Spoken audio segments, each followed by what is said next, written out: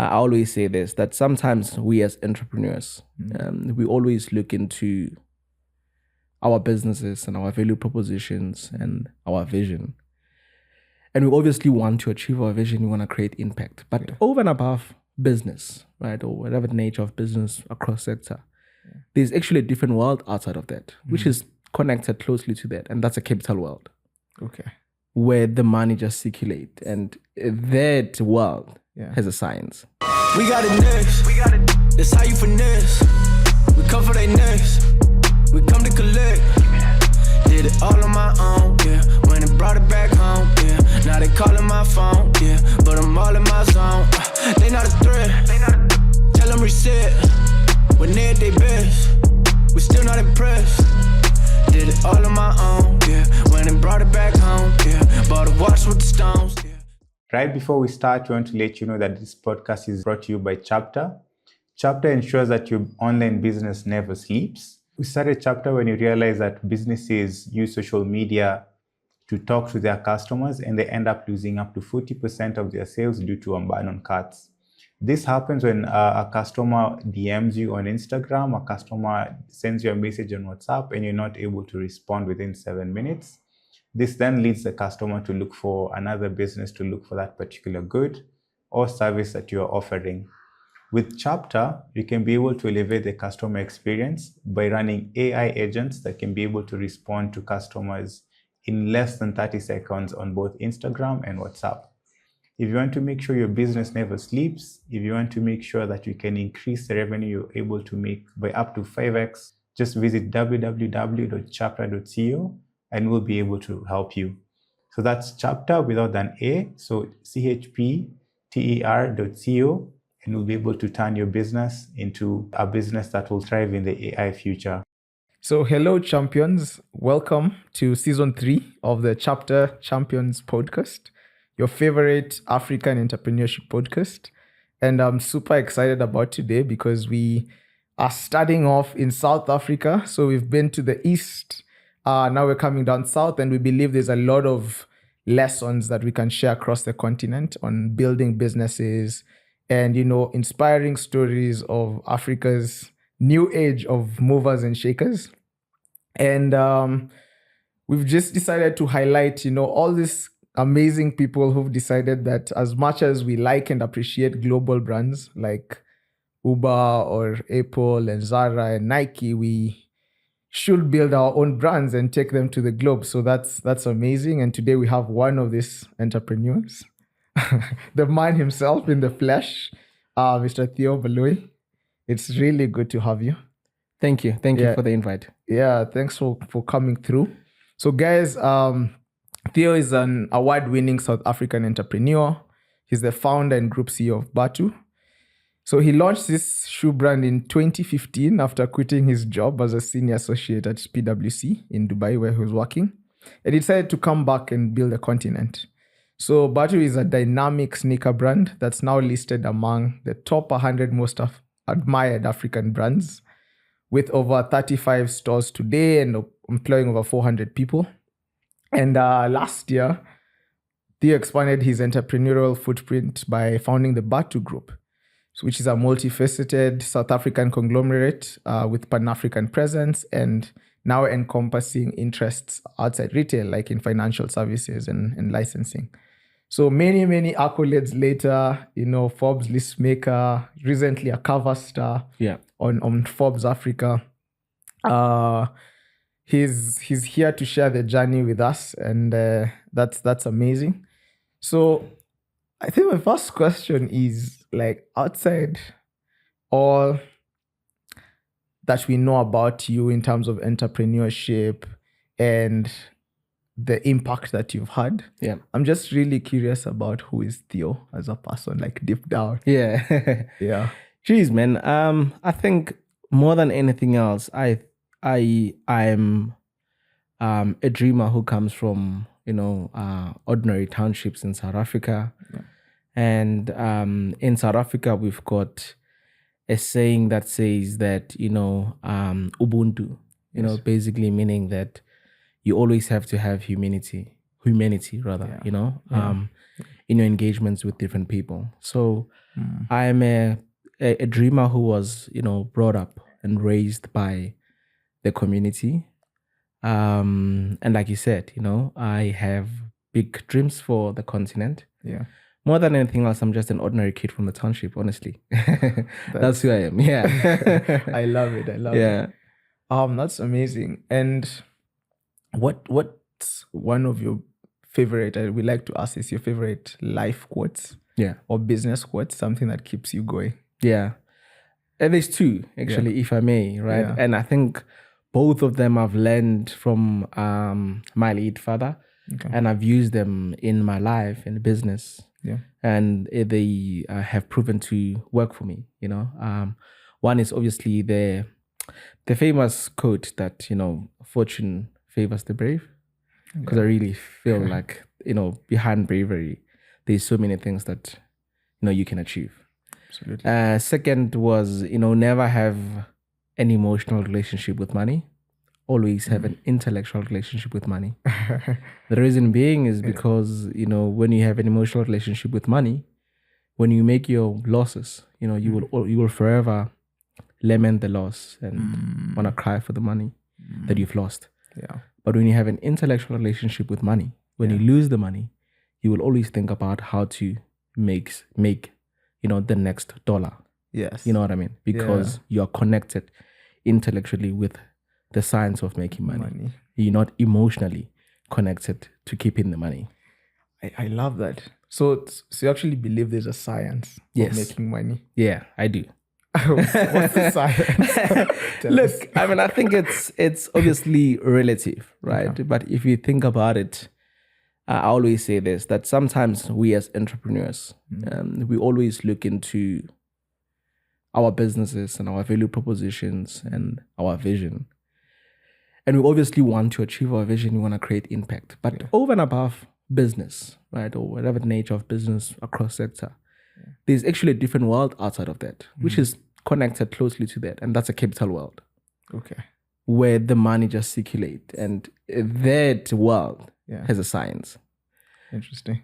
You get it? Yeah. It exists, connected obviously to the commercial side of things. Yeah. But it's got its own way of working. Yes. Yeah. So that's why I believe it's a science and it exists, exclusively somewhere. So and you need to understand how that works. Got it. Yeah. Very interesting. You just need to figure out how to tap into it. How to tap into it. There's pipes of money everywhere. Yes, everywhere. Need to find out where to tap. Exactly. Yeah, that's awesome. Yeah, so you're a kid from the township. Yeah. From one of the townships. And what I'm curious when the entrepreneurial bug bit. Was it like you never did any business till you got into PwC and then you had an aha moment? Or did it bite earlier? Did you try anything else before? Yeah. Good question. And I think I don't tell the story a lot. Yeah. But the entrepreneurial bug bit me quite early. When I was still doing my undergrad, in accounting sciences. I was still at varsity. Yeah. And actually, my first business, I used to sell perfumes door to door in the streets of LX. So what would happen is I would obviously attend my lectures. Yeah. And, post my lectures, I would come back and find, a way of selling perfumes. And the reason why that was the business that I went into is because, again, I studied the consumer behavior in the township. And where I come from in LX, people like looking good. Okay. They like smelling good. They like the nice stuff, right? So there's always different types of gatherings. Yeah. So not everyone can afford the premium, colognes or the nice stuff. So I found this supplier actually, in Runbeck, and who used to make different types of oil, so with the reserves and the excess oil, they would make colognes, copies. Yes. I found it almost close to nothing. And I would buy those colognes, oil-based colognes, and go and sell, in a township. And that taught me a lot about the basics of entrepreneurship, the art of selling, marketing, engaging with your consumers, cash flow, and so forth. Because you can imagine I'm selling non-branded colognes. So it takes a lot to convince the next person that this is a good to buy it, right? So that was my first business. And I think from then I knew very well, even before I went to PwC, that I want to do this, right? So I had that street hustle experience. Yeah. Further went into corporate, obviously, and I meshed the two to start Batu. So, okay, right before the Batu story, like, what made you go into corporate? How's that journey getting into corporate and then getting out of it? It was an amazing journey for me, to be honest with you, because it almost seems like it was well planned and executed, right? Yeah. The reason being is that, like I said, I'm just a dreamer from the township. I've always wanted to pursue accounting. Yeah. Because there was a connotation at the time that accounting is a very technical subject, technical industry. You know, it's very difficult. It's boring, you know, that connotation. Yeah. But I've somewhat enjoyed it. It's cool. Yeah. And when Looking I looked around, numbers and stuff. I just enjoyed the numbers. I enjoyed, you know, the principle, accounting standards and all of that. You know, for me, it was just rather fascinating. And I didn't understand why people would say that it's difficult. It's a boring sector. Yeah. So I always wanted to pursue that. And when I looked around in my community, I didn't have any point of reference. I didn't know anyone who was an accountant who worked for any of the top 4 accounting firms. So I thought, let me pursue that, right? Okay. So obviously that has always been a dream, and it has been a dream fulfilled because I got to work for a company that I always wanted to work for. How did you get in? You're a smart kid? Not really. I don't think I was a smart kid, but I think I was a hardworking, you know, a student. I was always like a B, C kind of student, but. And how did they select you to get in? Did you apply or they handpicked? You applied and you got in? Yeah. So what happened was actually, and good question, because I always tell the story that I believe that I'm a product of opportunity. Coming from where I come from, you know, I was very fortunate to have gotten a bursary by the Tomorrow Trust that paid 100% of my bursary. Okay. I worked so hard in that year that I became the top accounting student. Wow. So then PwC posted 2008 credit crunch, you know, and what was happening in the global community, you know, all of that was happening. That PwC came to say, okay, cool, we want to sponsor a student from your trust, just one student. And at the time I was the top accounting student, so it was obvious that Tomorrow Trust will send me to PwC. Yes. So I went to PwC, I did my vacation work and I did my internship, and the guys at PwC liked me. They were like, yo, we would employ you full time. Yes. It was kind of very fortunate in that sense that everything else worked together for good on my end, you know? And so that's how I got into PwC. How do you end up in the Dubai office? Again, a fascinating story. So, and you know, I'm a guy who really believes in an attitude. Yeah. I always believe that people get hired for skill set, but they get fired for attitude. Okay. So I've always had great attitude in the firm, where I actually, you know, was a great guy with, and I think an amazing skill set. I balanced my soft skills and technical skills, and I always showed up in the firm. Okay. So in professional services, you have what we call chargeable and non-chargeable work. So people will shop around the cool project. No one would want to do the non-chargeable project. Okay. But I didn't choose. I just wanted to work and learn. So at the time, an opportunity came through for us to do an asset management project, proof of concept in the UAE. And they only wanted one partner, one senior manager, and one associate. And I was an associate at the time. Yeah. So they selected me mainly because of my attitude, you know? So that's how I got into that. We did so well that they actually wanted to set up their own team. So of asset management in the UAE. Yeah. Then they obviously took the South African team to set it up there. And that's how I got into being in the UAE. Yeah, that's amazing. The cliche saying your attitude determines your attitude. Yes. So that's a really good case. Amazing. And then Batu. So you know, we started Batu in 2015, and there's a number of reasons why we started. You know, I think I'll just keep it to 3 main reasons. Yeah.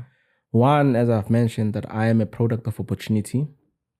So oftentimes, you know, when I was in Dubai, you know, we were taught that where I come from in the township, when someone has helped you in your journey, you always have to go back and express a sense of gratitude. Yeah. So oftentimes I would go back to the people that have helped me, 2 more trusts who gave me 100% bursary. My partner in charge of my boss at PwC, Nils, to express a sense of gratitude, to say thank you for believing in me, and helping me out.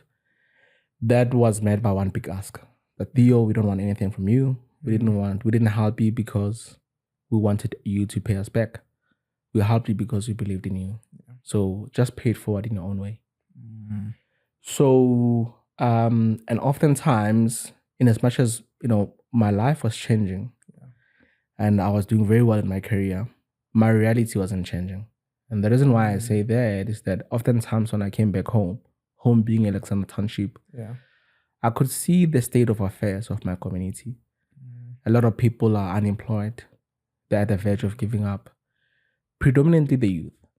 And when I listened closely to the stories, and this is, from stories from people that I grew up with, some of my family members, as to why they are where they are, why are they unemployed. I realized that a lot of them, are where they are today not because of they're lazy or anything, but because they haven't gotten opportunities that some of us have gotten. And opportunities to further their studies in accounting, to work for one of the top 4 accounting firms and so forth. And I asked myself that, am I going to be a guy who lives in the UAE, support my family, propel in my career, live abroad, do very well, and look down upon the people in Alex and say, you guys are lazy? Or am I actually going to be a guy who comes back and tries to bring about a solution? Number 3 was I used to buy a lot of sneakers. Self-proclaimed sneakerhead. Like me. Yeah, right? So and there's a saying that says, if you buy in too much of something, why not own it? If you're consuming too much of something, why not be part of the value chain? Why not somewhat try to find a role to play in the ecosystem of whatever that you're consuming? So I looked at this valuable collection, at the time, this was end of 2015. And all of these brands that I like, that I love, that I always supported. But something was missing. Out of that collection was a brand that was coming from Africa, or a brand that represented me as a young African man. So I've got 3 things that I'm sitting with here now. I need to pay it forward. I need to do something to be of service to the next person. Number 2, right, there's this state of affairs in my community. All the time when I come back from Dubai, doing well in my career, but the reality was flashing before my eyes that I'm the only one. Right, and that didn't sit well with my heart, that I'm the only one who comes in, pull up with a nice car, you work abroad, your family, is well taken care of, but as soon as you go to your friends, as soon as you talk to the people in the community, you can see that, the state is not good. So that didn't sit well with me. Thirdly, I was spending so much money in sneakers. Buying these brands. And I'm like, no. This doesn't make sense. So to answer your question, I then got to work to try to answer to these 3, call it problems or, subject matters at hand. And I actually went to do 18 months of research and development. And one of the things that I've studied was footwear industry, sneakers, retail across the globe. And an interesting finding from that research was that we've got about 7 regions, 7 continents in the world. And when you look closely, each and every continent has at least 1 or 2 footwear brands representation competing in a global community, predominantly in sneakers or different types of footwear brands. South America, there's 2 big brands there. Obviously the States, we know the infamous brands that are ever inspiring from there, a lot of European brands. When I came down to Africa, I couldn't find, and don't hear me out here, I couldn't find a brand that was competing in a global community that could be benchmarked with all of those brands. From product development to market share to even further to CSI. But yet we as Africans are consuming a lot of footwear brands. But we don't have anything that represents our region in that market. So I like just consumers. Just consumers. So that is why our vision says we want to build a shoe brand that Africans can proudly affiliate with. Something that represents the continent. So when you go in a global community and say footwear brands, oh, this brand is from Europe. This brand is from South America. This brand is from, then we come and say this brand is from Africa. and this is what it stands, and it competes head on with the other brands. So all of that then, I think conceptualized or we got to ideation of Batu. And I became a crazy man, left my job, came back home to answer to that. And this month, 18 months of R&D, were you still in your job?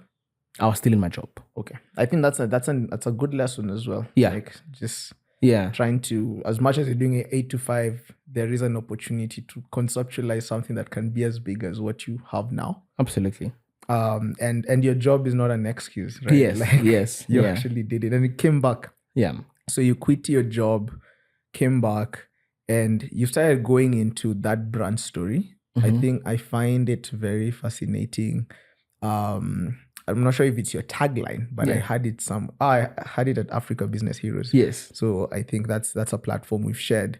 And you talk about being a shoe with a soul or something like that. Yes, yes. Yeah, so I love the brand story. Yeah, just Thank tell you. us more. What does Batu represent? What does it mean? And how has that evolved from a brand story perspective? Sure.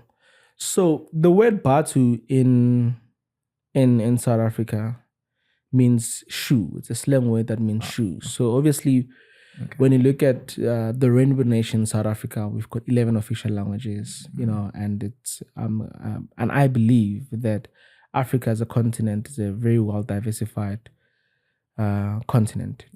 So many cultures, so much heritage. Absolutely. And my belief in I think the future of the continent, I think it lies in, taking our heritage, taking our culture, taking our stories, embodying them, incorporating them into product and services, into value chains, into ecosystems that we can export to the rest of the world, so that the world can consume our creativity, our heritage in a form of product, services, ecosystems. Because for the longest of time, we've been at the receiving end of everything. Yeah. The receiving end of technology, receiving end of fashion trends, and so forth. Yeah. So when I started Batu, I wanted to tell the story that was untold from South Africa. Yeah. So it comes from the days of Sophia Town, way prior democracy, where people used to say that even when we don't have many opportunities and we're still oppressed, we will put on Batu, which is a shoe, and go fight for our freedom. Yeah. Right. Yeah. And the beauty about this word is that even though we have 11 official languages, a lot of township, Soweto, and so forth, you don't have to speak any language for the next person to understand. Whether you're speaking isiZulu or, Tswana or Xhosa, which are South African languages, wherever you go, when you say Batu, everyone knows that you're talking about a shoe.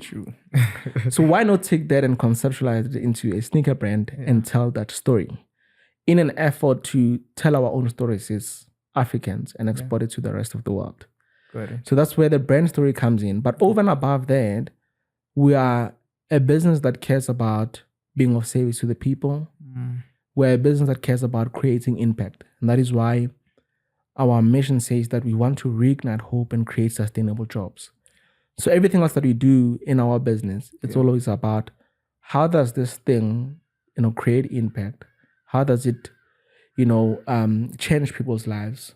How, does it make sure that we take our continent and our vision to the next level, before the bottom line? We always say that we are a business that is people before profit. Yeah. And we're a shoe business with a soul. Yeah. Yeah. Love it. Okay. That's amazing. Now we'll rewind a bit to you start selling shoes off your car trunk. Dude, from office in PwC. Yeah. Walk me through, just reconstruct that journey. Sure. Because it's very hard and the humility comes in there, right? It's bold, you have this really big vision, but the fact that you have to start with that small step, and I don't know if it's humble pills that you swallow, but you go and start doing this. Yeah. What was going through your mind? I know, right? So that's a very good question. So there's a lot of things that were going through my mind at the time. One being I think the passion that I had, and I really, really, when you really believe in something, and that is why I had to quit my job and I used my savings. We've never received any form of funding in the business. Bootstrapped. Be it bootstrapped everything, be it private or public, private equity or public funds, nothing. We've never done a capital raise. I have taken my savings, worked for PwC for 5 years, and took all my savings. And this is obviously the money that I've saved up over the years, to support my family, whatever. And I risked it all into this idea that I believed in. Yeah. The reason why I had to do that, brother, is that if you look at the nature of our business, if I've taken the concept to call it funders, business analyst, the outcome would have been nah. You know how it goes. The market is saturated, brother. There's big brands out there that have capitalized, that are dominating. There's not a chance that you're gonna start a brand and scale it and employ 400 people and have 35 stores and have 11,000 square meter and expand it. Yeah. Stats would have said, no way, not a chance. If you told me this, if you came to me, I'm a risk taker, but sure. I'll be like, how are you going to compete? How are you going to compete? You get it? Yeah. Because that's what the market said. Yeah. So, because I already knew that, I remember I come from finance. I knew what the conversation looked like. So I didn't even bother to go and talk to anyone about it. But there's this burning desire that I knew that this thing can work. Wow. But for it to work, I had to be in it. I couldn't just, Sort of story. Yeah, So I said, okay, cool. Yeah. Look, I'm a high risk entrepreneur. And that is why even in the business, I always back up everything else that I believe in. And I quit my job, right? And the genius thing I think that I've done, and when I look back now, I think it's genius, was when I left South Africa to go work in the UAE, I didn't change my lifestyle. I mean, I drove same car for 7 years, if not 8 years, right? My lifestyle didn't change. So you couldn't tell a Theo that works in Dubai and a Theo that works in South Africa. Actually, as a matter of fact, some people thought they didn't see the Dubai guy. When I came back home, I'm still the same guy. Yeah. Nothing has changed, nothing flashy. I'm still the same normal guy. But I'm saving up my money. And I always joke around and say, I was in Dubai before it became an Instagram location. Before it became what it is, the beautiful city that it is today. So, and I could have chosen to live the Instagram life and be the guy. And I could travel anywhere from Dubai. Yeah. But I chose not to. I saved up my money. Used that, as seed capital in the business. So coming back and quitting my job, it wasn't, I didn't have to do a lot of lifestyle changes. That must have taken a lot of sacrifice. So packing shoes, I mean, it's quite ironic because when I started, brother, there's a lot of people that work at Batu now that were looking at me. I was a crazy man. Packed boxes myself, but I put them in the trunk of my car every day, up and down. Did everything on my own. I was alone. Packed everything else. And a lot of people in my community were looking at me. Yeah. Right? And because I've already done my analysis from what, corporates might say about this business. Yeah. Generally with people, how they look at it as to what's viable, what's scalable, what's commercially viable. Yeah. I knew that I'm going to have that perception. And it's okay for people to think that I'm crazy. Yeah, you were ready to look like a fool. You know what I'm saying? So in my mind, psychologically, I was okay. Yeah. To be looked at that's as powerful. When you to don't be care laughed what at. people think. Yeah. Right. I engineered my mind like that. To say whether I'm gonna pack the boxes, you're gonna laugh at me. Yeah. Or whether you're gonna look down upon my brand, or whether you're gonna criticize me, it's okay, but I know what I'm feeling inside of me. Insane. And do you remember your first order? Yes. Uh-huh. Yeah. Interesting story. This is actually an interesting story. So my first order when I did a proof of concept, there's an amazing young boy that I've mentored, even when I was in South Africa, and mentored because in Alexander Township, you know how it's structured is that you have a yacht, maybe let's say 1,000 square meter. Yeah. Then you've got about 10 families in that, sharing that yacht. Yeah. So in my yacht, there was a young boy that I took under my wing called Chpter. Chpter was in high school when I was in varsity and when I started working. So I used to help him out. Like I told you about Ubuntu. We always are of service, however way, and support others. So Spew under my wing. So when I started the business, and I think Spew was working, right? Yeah. So he's the guy who looked at me and said, my brother, you've been there for me. I don't have much, right? Yeah. But I'm going to take my money and support what you're doing because I believe in it. Awesome. And he took his money and he bought a pair of Batu. That was our first client. How much? It was about 800 rand, at the time, That's like, what, $50? Yeah, $15. Yeah, I think 15, somewhere there. Yeah, right? So I started this business, Spew Buys. Yeah. Can I tell you now that Spew is actually our warehouse supervisor? Ah. So like the uplifting of people in the community. Like, happened. Yes. And Spew works for us today. And from him buying that first pay, it took about maybe the next 4 months as we were building the business. And I recruited him in the business. Until to date, he still works for us. And he's our warehouse supervisor. I love it. Yeah. I like from first employee to now, where you're at. It's very impactful work. And what would you say, if you look at the journey, what were some of the biggest challenges or setbacks? Was that one day that you felt like, what the hell am I doing? Like, I shouldn't have done this. Did you ever feel like that? Yeah.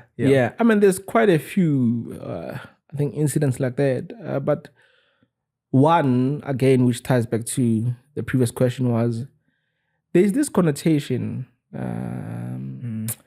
in retail, or I think just in the continent, that international brands are far better than local brands or anything that is homebrewed. Yeah. Because we are used to being at the receiving end. It's just a perception thing, Yeah. So it took us a long time to convince people that we can do it, we can compete. Yeah. Our products are also as good. Yes. So that has been a great challenge for the longest of time. And I think we had to work for many years to convince people. And I think obviously over time, people then started seeing, because we obviously improved our products and so forth, right? Yeah. But that has been one of the biggest challenges when I started. Obviously, it's not a challenge anymore now, but that was the big challenge, like to really convince people. Yeah. And also, I think from what Stats says, right, that SMEs, most of the SMEs closed down within the first 5 years. Yeah. So even when we're doing well in the first 3 years, first 2 years, people just thought, it happens. We've seen the trend. 2-3 years, maybe 5 at most, and then they're gonna close down. Yeah. So they always engage you like that. So it's always been that people. There's a right balance between pettiness and support. Yeah. And you always let's see how it goes. So over time, we really had to prove ourselves that we are as good and we are here to stay. You know. Yeah. So I think that has been a great challenge. Where would you say you are at on that journey? Like of people actually believing and really buying into this vision and this story and owning Batu. Yeah. I think we are at a point whereby now we've gone beyond the brand story, because I believe there's two sides of a brand cycle or of a brand, right? Yeah. There's the emotive side of the brand where consumers connect with you emotionally. Maybe you're creating jobs, beautiful story, we are proud of the story, it's ours, there's that emotive buy into it. And I think we still have that, right? But now we have transitioned to the functional part, because you need to balance the two, the emotive and the functional. So we said, okay, cool. For the last couple of years, we've built the emotive side of the brand, which is amazing because people love the brand like that. Yeah. But we further went on and transitioned to the functional side of the brand, because if you look at our products now, they speak to their functionality. We're competing like that. I mean, the type of factories that we use, the type of materials that we use, and our shoes are much more better than when we started. Okay. So we are at the point whereby we are strengthening our functional side of the brand and our product proposition, so that it's not only the emotive side, that amazing story, jobs created, but over and above that, you look at this product and you go like, geez, man, durable, great design, affordable, great quality, and it's something that speaks to me as a consumer, and not because of I'm African or anything, but I just love this product. So that's where we are now. We on the journey now of just strengthening that proposition. Makes a lot of sense. I mean, even your store experience, like your stores are really nice. So yeah, thank you. It's a whole journey, even from how you purchase the product. Yeah. And this brings me to online. Yes. Like there's your physical outlets versus online. How are you seeing the evolution of online, of social media, and what's been the impact of that on your business?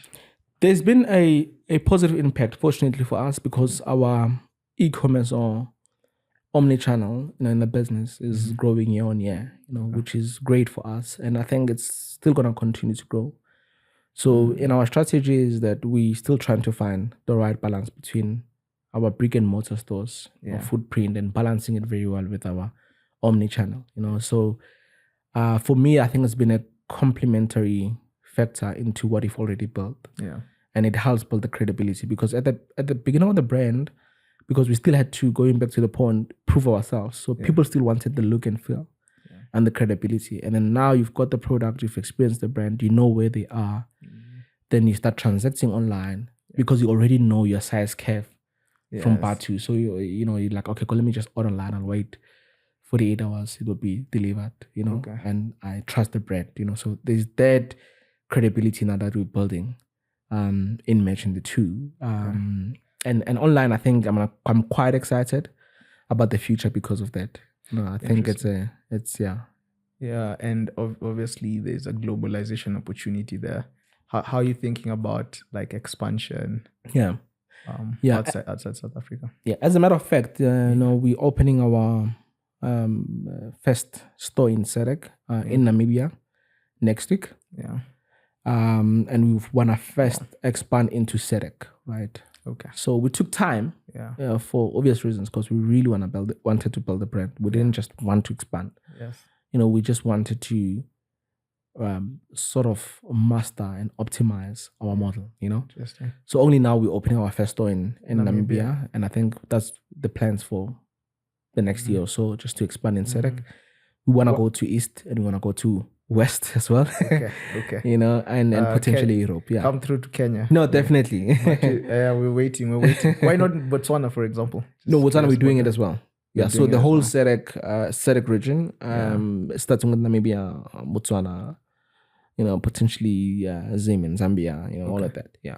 Yeah, and as you do all this from a commercial side, and I know like I have an idea from a commercial perspective. Sure. You guys are doing really, really well. Yeah. That's amazing. I think one of the largest businesses. And I noticed something to do with you guys planning to give 1 million shoes. Yeah. So there's also a very strong heart side of your business, the soul side. Yeah. Yeah. Why do that? That's a project that is really close to my heart, actually. It's called the Batu Care Project. Okay. And the project aims to donate 1 million pairs of school shoes. And to your question, why that is, a lot of people ask me, Theo, why would you want to take from your bottom line and just donate school shoes? I mean, 1 million shoes is a lot. It's a lot, right? Yeah. And there's 1 million school shoes. So we came up with,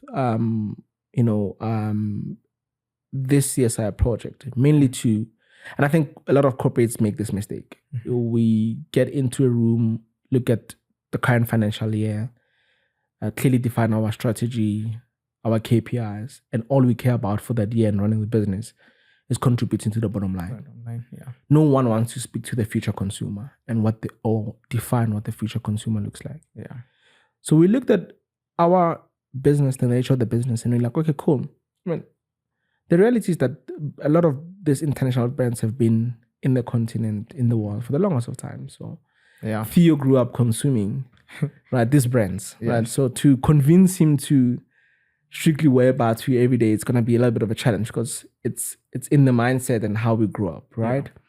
So then what we need to do to make Batu really powerful and dominate the market, we need to start connecting to the future consumer today. Yes.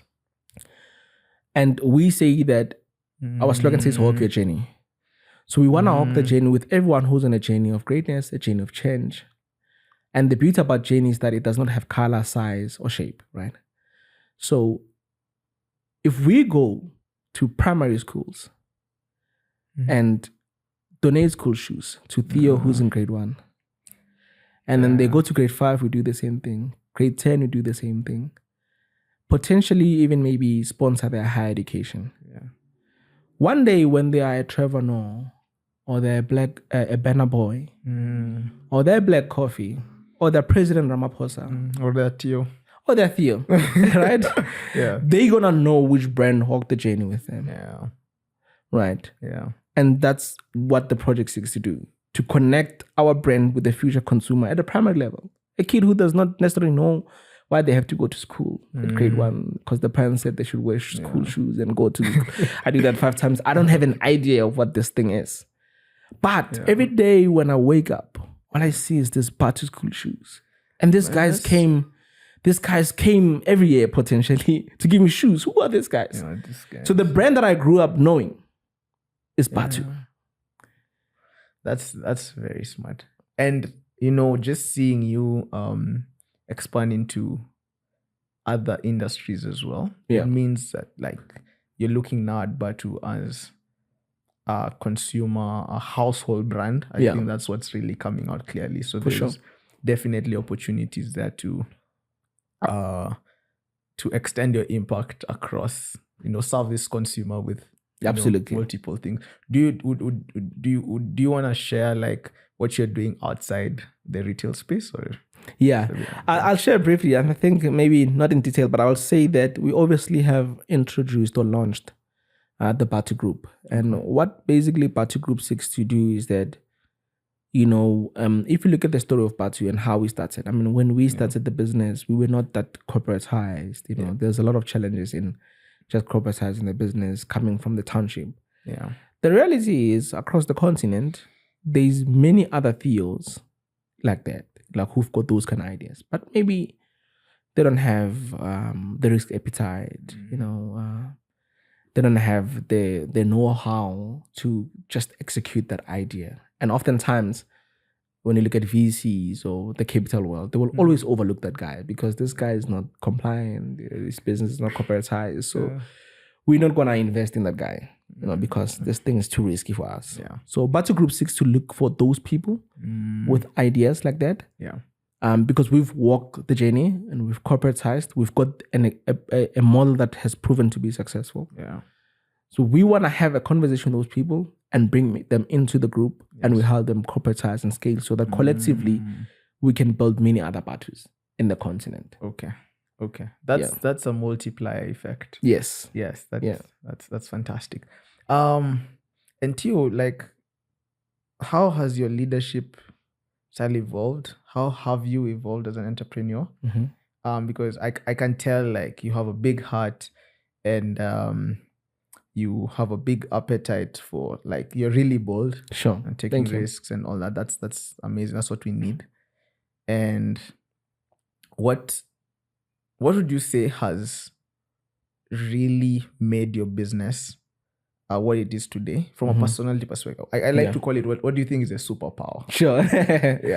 Yeah, I think, to be honest with you, we started the business with very good intentions and we still run it with very good intentions. We've never somewhat ran our business out of strategy. We always seek to answer to our objective. We clearly define our objective and we go about, putting a strategy to answer to that objective. Okay. And we're always in strategy, right? So irrespective of what competitors are doing or what other people are doing. Okay. Is on the price.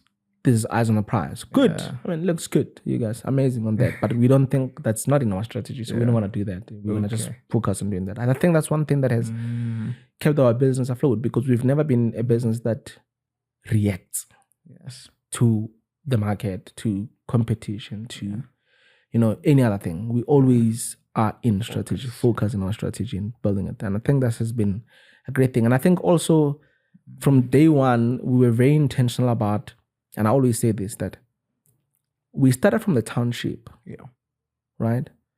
But we are not a township business. And there's a thin line there. Yeah. So, I think grateful for the corporate experience because from day one, even when I was picking my boxes, I mean, I didn't have the right finance function processes. I would take cash and deposit into an ATM.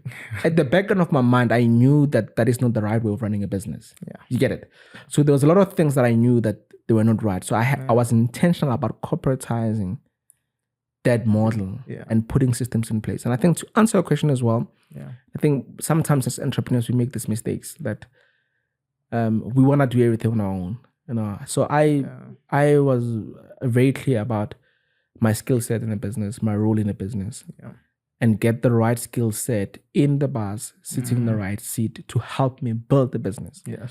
Whereas oftentimes entrepreneurs don't want to do that. You know, they want to be control everything. So whereas with me, I'm not like that. That's not my leadership style. I actually believe, as a matter of fact, that if you want to build anything great, you need to give it to people.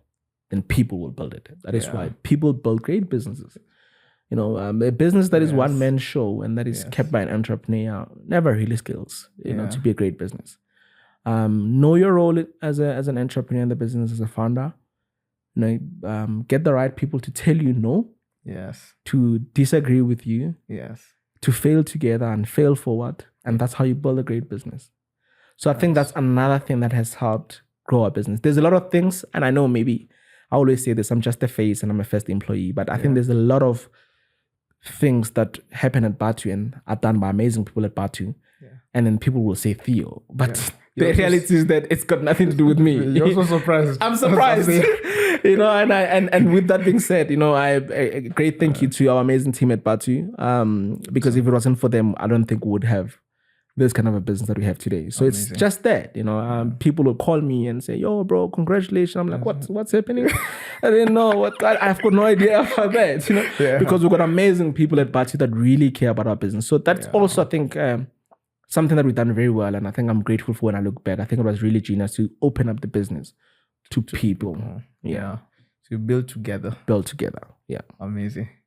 Nice. I think as we wrap up, a lot of gems. What shall we expect from Theo, from Batu? And any parting shot to all the entrepreneurs out here grinding? There's that guy who's selling from their trunk today and they want to be a Theo. Like, what would you tell these guys? I think, you know, from Batu, we obviously starting with our expansion. And, you know, I mean, we've got an omni-channel. You know, if you really want to support us, go to our website and support us. But we want to expand, like I said. We want to build the brand with everyone, you know. And we want to go out to people and build the brand and take the brand to the people. That's what's next. And like I said, you know, Africa has been at the receiving end for the longest of time. Receiving end of technology, fashion trends, you know, many other things. It's about time that we as Africans, we really look closely to our heritage and our culture and what we have and our diversity.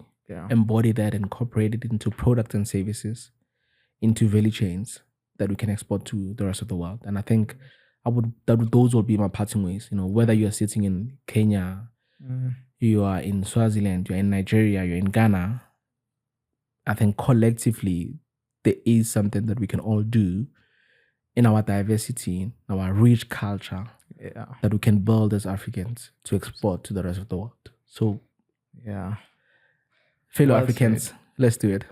Africa to the world. Africa to the world. That's it. Amazing. So, thank you so much for making the time. Such an honor to have you with us. And guys, that was just episode 1 of season 3, and we are so excited. Over the next 3 months, we'll be bringing you more amazing entrepreneurs from South Africa. But all these guys have a great vision, you know, Africa to the world. And that's what we're all about. And so please subscribe so you're notified when the next episode drops. And you can follow us on Instagram, on Twitter, on LinkedIn, Facebook, everywhere. It's chpter.co, Chpter without an A. Yeah, and we'll catch you next time. Take care. We got it next. That's how you finesse. We come for they next. We come to collect.